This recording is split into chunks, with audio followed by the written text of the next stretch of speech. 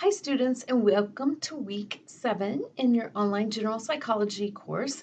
This week, you are going to be covering chapter 5, which is on the states of consciousness. In this chapter, you will cover the stages of sleep, REM sleep, which includes dreaming and sleep disorders, and then go in to the end of the chapter, which is altered states of consciousness. So the effects of drugs on our behavior and things like hypnosis.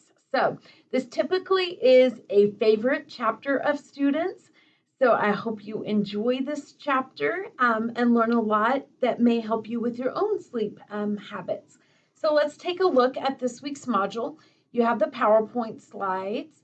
And then this week, you're going to have 3 Connect assignments. So there's no writing assignment this week. Yay, I know you're happy about that. But you do have 3 Connect assignments, one over sleep disorders, another over psychoactive drugs, and then one on the neurotransmitters that are involved in sleep, and then your chapter 5 quiz. All right, all due on Sunday. So enjoy learning about the states of consciousness and get that work turned in. You're doing a great job. Keep it up. Take care, everybody.